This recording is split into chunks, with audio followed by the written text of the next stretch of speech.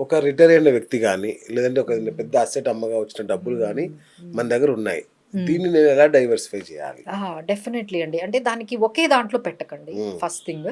So కొంతమంది ఏం చేస్తారు, మళ్ళీ ఆ డబ్బునంతా తెచ్చి ఒక ఇల్లు, ఓ ఫ్లాట్ అవును కొనేస్తారు. అవును ఆ ₹1,00,00,000 రాగానే ఒక ఫ్లాట్ అవును కొంటారు. దాని మీద 20,000 రెంట్ వస్తది. అవును. అంటే మనకి రిటర్న్ ఎంతొస్తుందండి? 20,000 అంటే మనకి దాదాపుగా 2% వర్కౌట్ అవుతుంది. అవును. అంటే మీరు ₹1,00,00,000 పెడితే 2%. అంటే దాని విలువ పెరుగుతుంది కదండి. కానీ మరి మీరు బ్రతకాలి కదండీ! ఓ ఎస్. ఇప్పుడు మీరు బ్రతకాలి కదా! అవును 20,000తో బ్రతికేస్తారా అండి నెలంతా? కష్టం. సో, అది కొంచెం ఆలోచించుకోవాలి గదా! ఓకే. సో, మీరేం చేయాలి అంటే కొంత సీనియర్ సిటిజన్ సేవింగ్ స్కీమ్స్ ఉన్నాయి, మ్యూచువల్ ఫండ్స్ ఉన్నాయి. బాండ్స్ కూడా చాలా బావున్నాయండి. ఇప్పుడు ఉమ్, బాండ్స్‌లో కూడా మీరు ఇన్వెస్ట్ చేసుకోవచ్చు. దాని మీద కూడా 11%, 12% కూడా ఇచ్చే బాండ్స్ ఉన్నాయి. ఉమ్, మేడం నాకు మ్యూచువల్ ఫండ్స్ ఇవన్నీ ఇష్టం లేదు. నాకు ఫిక్స్డ్ ఇన్‌కమ్ కావాలి అనుకునే వాళ్ళకి బాండ్స్ మంచి మంచి బాండ్స్ మార్కెట్‌లో ఉన్నాయండి. వాటి గురించి కూడా ఏమైనా మీకు ఇన్ఫర్మేషన్ కావాలి అంటే we are there to help you. Okay. మాకు ఈ particular mutual funds, stock market వద్దు. మాకు సంవత్సరానికి 12% ఇచ్చేయండి, 11% ఇవ్వండి అన్న బాండ్స్ కూడా ఉన్నాయి. బట్ ఫిక్స్డ్ డిపాజిట్స్ అయితే వద్దండి. ఓకే. ఎందుకంటే అది 6-7% అది అయిపోయింది టీడీఎస్ అది. పోగా అవును మీకు ఏమీ మిగలదు.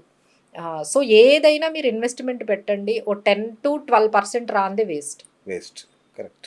10-12% రాలేదంటే మానేయండి పెట్టడం. ఇంకోటి ఏదైనా బెటర్ ఆప్షన్కి వెళ్తే బెటర్. రైట్. మ్యామ్ ఇప్పుడు మీరు ఒక ఫైనాన్షియల్ ప్లానర్ కదా. మామూలుగా నేను నా చాట్ జీపీటీ వీటిలలో మొన్న అడిగాను, నా ఫైనాన్స్ ప్లాన్ చేయవా అంటే అది బ్రహ్మాండంగా ఏమో చెప్తుంది. యూట్యూబ్లో సలహాలు ఉన్నాయి, అది ఏఐ చెప్తుంది. అయినా మీ అవసరం ఎందుకు ఉందా అండి? డెఫినెట్లీ అండి. మిమ్మల్ని అది కలవాల్సిందేనా? డెఫినెట్లీ అండి. అంటే మీ ఫైనాన్షియల్ డెసిషన్స్ అన్నీ కూడా emotional decisions. Okay. Financial decision అని మీరు అనుకుంటారు. Right right. కానీ మీ డెసిషన్స్ అన్నీ ఎమోషనల్ డెసిషన్స్. ఇల్లు కానీ, ఉమ్, బంగారం కానీ, ఖర్చు పెట్టటం కానీ, ఇవన్నీ ఏం డెసిషన్స్ అండి? మిమ్మల్ని ఎమోషన్స్‌ని డ్రైవ్ చేస్తూ మీ యాటిట్యూడ్ ఆ ఇన్వెస్ట్‌మెంట్స్‌లో కనిపిస్తూ ఉంటుంది. సో, దీన్ని కంట్రోల్ చెయ్యాలి అంటే ఒక చాట్ జీపీటీ లెక్కలు చెప్తుంది గానీ, మీ ఎమోషన్స్‌ని కంట్రోల్ చేయగలదా? దానికేం తెలుసు తెలీదుగా. అసలు మీరెవరో దానికేం తెలుసు? మీ అంతే. యాటిట్యూడ్ ఏం తెలుసు? మీ రిస్క్ టేకింగ్ ఎబిలిటీ ఏం తెలుసు? మీ సిట్యుయేషన్ ఏంటి? మీ లైఫ్ స్టైల్ ఏంటి? ఇవన్నీ దానికి తెలుసా అండి? అది ఏదో మీరు అడిగింది దానికి ఇష్టం వచ్చింది. అదేంటంటే chat GPT is collection of data of somebody. Correct. ఎక్కువ మంది ఏదైతే ఆన్సర్ ఇచ్చారో ఆ ఆన్సర్‌ని మీకు ట్రాన్స్‌ఫర్ చేసిందండి. ఓకే. సో, అది మీకెట్లా సెట్ అవుతుంది? మీకు కస్టమైజ్డ్ కావాలి. మీకు కస్టమైజ్డ్ అంటే మీకు సరిపడాది కావాలి. మిమ్మల్ని అర్థం చేసి ఇప్పుడు మేమనుకోండి ఓన్లీ ఫైనాన్స్ అంటే లెక్కలు కాదు కదండీ! ఎమోషన్స్. కరెక్ట్. 85% ఎమోషన్స్. 85% డెసిషన్స్ అన్నీ ఎమోషన్స్ ఉంటాయి. ఎమోషన్స్. సో, అవును. దాన్ని బట్టే మనము డెసిషన్స్ తీసుకుంటూ ఉంటాం. మన పెద్దవాళ్ళు చెప్పారనో, ఫ్రెండ్స్ చెప్పారనో, లేకపోతే ఇంట్లో వాళ్ళు చెప్పారనో ఇయ్యే కదండీ ఫైనాన్షియల్ డెసిషన్స్. అవును సో, అవును. ఇలా మీరేంటంటే ఒక ఫైనాన్షియల్ ప్లానర్ దగ్గరకొస్తే so, they will control your emotions and they will guide you which is customised. అంటే రైట్ మీకు రైట్. తగ్గట్టుగా ఒక స్ట్రాటజీ అంటే సో ఒక వెల్త్ క్రియేషన్ పోర్ట్ఫోలియో ఇస్తారు మీరు. అది ఒక్కటేంటంటేనండి ఇక్కడ ఓన్లీ ఎంట్రీ ఒకటే ఇంపార్టెంట్ కాదండి. దాని మానిటరింగ్ రివ్యూ ఇంపార్టెంట్. రెగ్యులర్‌గా దాన్ని మానిటరింగ్ చేస్తారా చేసుకోవాలి. మీరు? అట్లా మేము చేస్తారా? చేస్తామండి. అసలు ఇప్పుడు నేను మీ దగ్గరకు వచ్చాను, మీ క్లయింట్ గా మారాను అవును. అంటే అవును. లైఫ్ లాంగ్ మీరు మీరు మానిటరింగ్ మాతో చేస్తాం. ఉంటూ ఎప్పటికప్పుడు అసెట్స్ చేంజ్ చేయాలండి. ఒక ఎస్ఐపి కట్టేస్తే లైఫ్ లాంగ్ అదేనా? ఓకే ఓకే లేదు ఓకే. లేదు. మార్చుకుంటూ ఉండాలి. ఎందుకంటే అందులో ఫండ్ మేనేజర్ మారిపోతే రిటర్న్స్ తగ్గిపోతాయి. సో మాకు సంబంధం లేకుండా కూడా మీరు మానిటర్ చేస్తారు, హెచ్చరిస్తుంటారు ఎప్పటికప్పుడు. మీకు అయ్యో! మీ ఓ. ఓటీపీ లేకుండా మేమేం అట్లా చేయలేమండి. కాదు అంటే ఇప్పుడు చెప్తాం. మీరు ఒక సందర్భం చెప్పక్కర్లేదు. వచ్చింది, లేదు లేదు. ఇప్పుడు మీరు కరోనా చెప్పక్కర్లేదు. వచ్చింది, అవును. అవును. అవును. బిఎస్ గారు ఇప్పటి నుంచి ఇట్లా ఇట్లా మార్చుకోండి మీ అయ్యో! సార్ ఇప్పుడు పోర్ట్ఫోలియో. 2 ఇయర్స్ నుంచి మార్కెట్‌లో రిటర్న్స్ లేవు. ఆ, మేము వాళ్ళ సందర్భం లేకుండా వాళ్ళు అడగక ముందే ఆ. మేమే ప్రతి ఒక్కరికి మార్చామండి స్కీమ్స్. అవునా? మీరు నైస్. అడగక ముందే మేమే మానిటరింగ్ చేస్తూ వాళ్ళకి కాల్ చేస్తూ ఎందుకంటే సార్ అసలు కాల్‌కి రెస్పాండ్ కూడా అవ్వరు. అంత బిజీగా ఉంటారు. సో, ఇప్పుడు మీకు చాట్ జీపీటీ కాల్ చేసి మీకు చెప్తదా అండి మార్చమని? మీరు ఇనిషియేటివ్ తీసుకుంటే అడిగితే ఏదో ఒక ఆన్సర్ చెప్తుంది. బట్ ఇక్కడ మేము యాస్ ఎ ఫైనాన్షియల్ ప్లానర్‌గా మేము ఇనిషియేట్ తీసుకొని మా క్లయింట్స్‌కి కాల్ చేసి సార్ మీరు ఇది చెయ్యండి. మీరు ఎస్ఐపి పెంచుకోండి. లేకపోతే మీరు కొన్ని స్ట్రాటజీస్ అప్లై చేయండి. ఈ స్కీమ్స్ మార్చుకోండి. మానిటరింగ్ చేసుకోవాలి. రివ్యూ చేసుకోవాలి. ఈ విధంగా ప్రతిసారి మేము వాళ్ళకి అలర్ట్ చేస్తూ ఉంటామండి. This is how our services will go. ఒక పాయింట్ అడిగి ముగించేస్తానండి. ఇప్పటికి చాలా సమయం తీసుకున్నాను, బట్ చాలా మంచి ఇన్ఫర్మేషన్ ఇచ్చారు. ఒకటి ఏంటంటే ఈ మధ్య కాలంలో వైఫ్ అండ్ హస్బెండ్ ఇద్దరు కూడా సంపాదిస్తున్నారు కదా. సో వీళ్ళ మధ్యలో ఎట్లా ఉండాలండి ఫైనాన్షియల్ ట్రాన్సాక్షన్స్ ఎలా ఉంటే బాగుంటది?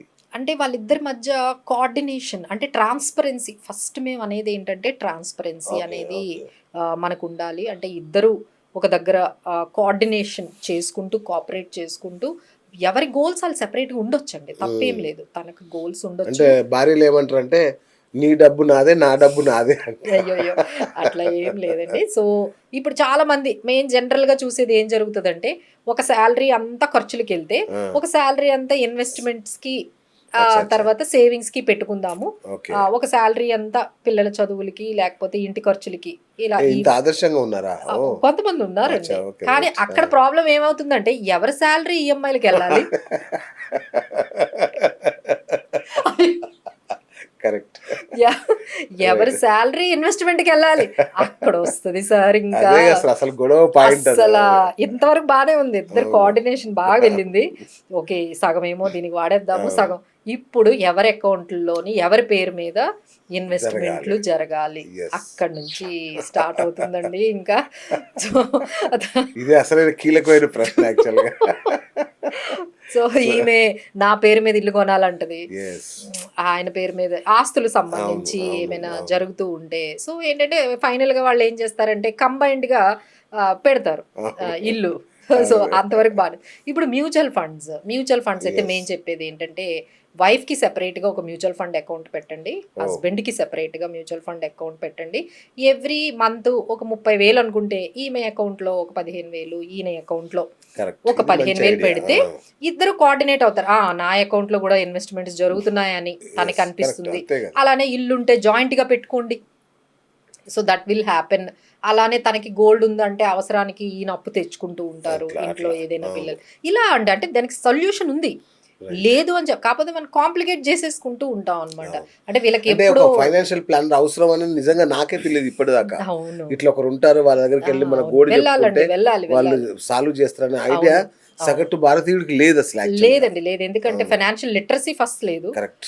దాని గురించి మనీ మేనేజ్మెంట్ గురించి ఎప్పుడు చదువుకోలేదు, మన సబ్జెక్ట్ లేదు తెలియదు మనకు. First of all. Second thing ఏంటంటే మీరు అన్నట్టుగా అసలు ఈ ఫైనాన్షియల్ ప్రొఫెషన్ ఒకటి ఉంది, వీళ్ళ దగ్గరికి వెళ్తే మనకి సలహా వస్తుంది కరెక్ట్. అనే విషయం చాలా మంది. బట్ కొంతమందికి ఈ మధ్య ఇప్పుడు అవేర్నెస్ అవేర్నెస్ వచ్చింది. వచ్చింది. వచ్చి ఇద్దరు వస్తున్నారు, లేదు హస్బెండ్ వస్తున్నారు, చక్కగా ఇన్వెస్ట్మెంట్ స్టార్ట్ చేస్తున్నారు. ఒక ప్లాన్, ఒక స్ట్రాటజీ, ఒక గోల్ తో స్టార్ట్ చేస్తున్నారు. ఎందుకంటే బయట సిచ్యువేషన్స్ వాళ్ళని అలా తయారు చేశారు. ఎందుకంటే మేడం వాళ్ళిద్దరు ఐటీలో ఉన్నారనుకోండి, ఎప్పుడు జాబ్ ఉంటుందో తెలియదు. ఉన్నప్పుడే వాళ్ళు మేడం తొందరగా మేము ఇన్వెస్ట్మెంట్ చేసేసి ఫైనాన్షియల్ ఫ్రీడమ్ అనేది ప్రతి ఒక్కరి కళ. అంటే ఇల్లు కళ కాదండి నాకు తెలిసి. కరెక్ట్ అండి.